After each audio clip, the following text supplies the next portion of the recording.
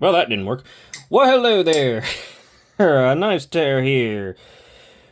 I hope this video finds you well. Today I'm bringing you a summary of a knife I have done a full review on. You can check the full review out in the description if you want to see more specs and more depth. This is the Nick Chuperin Ragnarok V1, this particular one. This was one of the first ones that came out when he started making the Ragnarok. This is a USA-made custom, and as such, it's not in the realm of what most people would be even willing to pay. It pretty much excludes a lot of people just out of the gate. It is starting at $800, which, to be fair, considering what USA-made customs, or customs in general, can get to quickly, that's not terrible, right? That's actually pretty good. You can get some good ones out of the USA at that price point, as high as it is, but kind of low relative to customs. Skiff does some great ones. My recent acquisition of my Hawk Talon was pretty reasonably priced for all that it is. This is another one. So, what are we looking at? We're looking at a 3¼ inch, 7.5 overall, pretty good ratios. Titanium frame lock. The blade steel is Nitro V. Some custom makers like to use it. It is one that you don't see quite as often, but hey, it's a decent steel.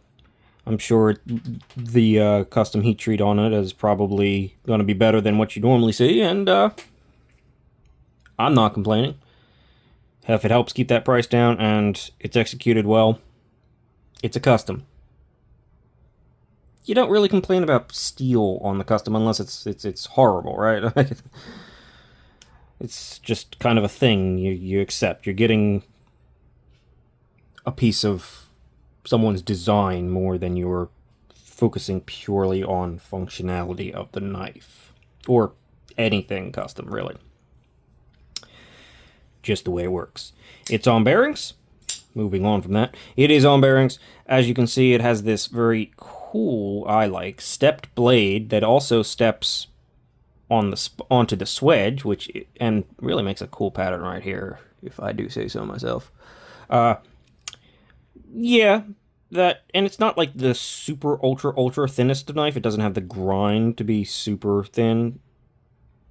I think he may do some that are hollow ground. He did. The other knife I have from Nick Chuperin, though that's a collab with Robert Carter, is the BBM, and that one is hollow ground, so they can do it.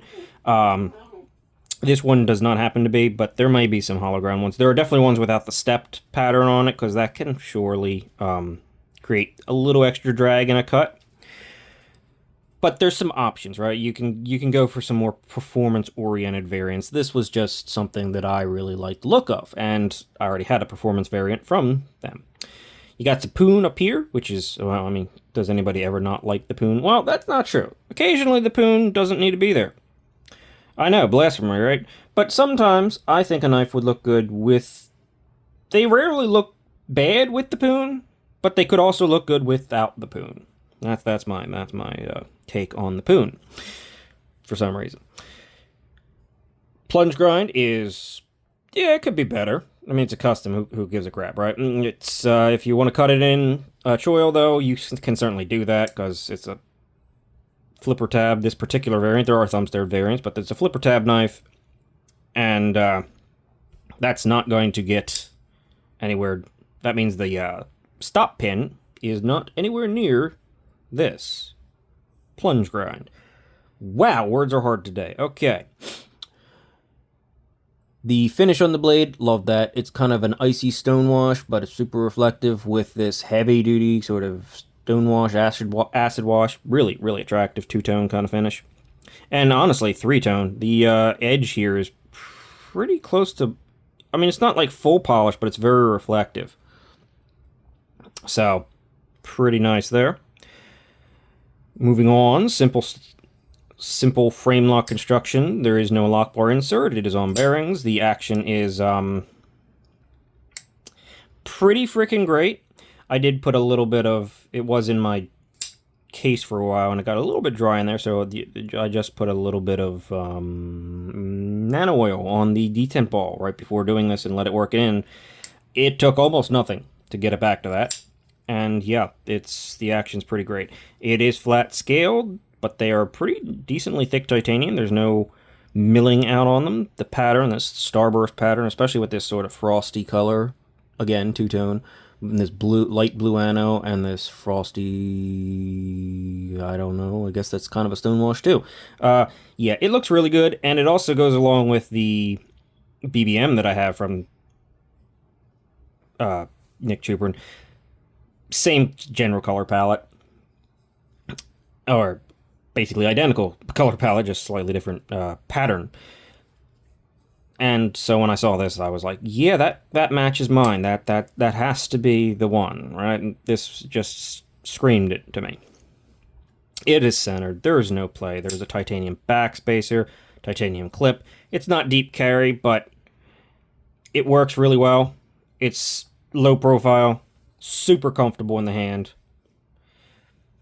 Honestly, it's a great knife all around. I do want to see a larger variant, just because it says, I mean, it's called the Ragnarok. I think the Ragnarok deserves something like a 3.75-inch blade. Just go crazy and do a real big one. That would be cool. I would be down for that. Great detent. Snappy action. Yeah, this is a pretty cool knife, but pretty straightforward and self-explanatory. And the lock bar axis, despite not looking very good, the way he chamfered it, as you can see, it gets wider as it goes down.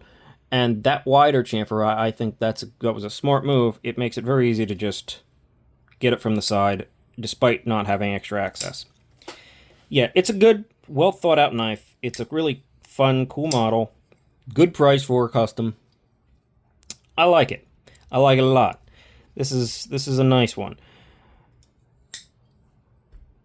So I think I'm just going to end things here. Like I said, it's a straightforward knife, even if it is outside your normal sort of just budgety production territory. So that's it for the Ragnarok. I will see you guys in the next one. Thank you for watching. Consider liking and subscribing, and have a great day. That's it. See ya.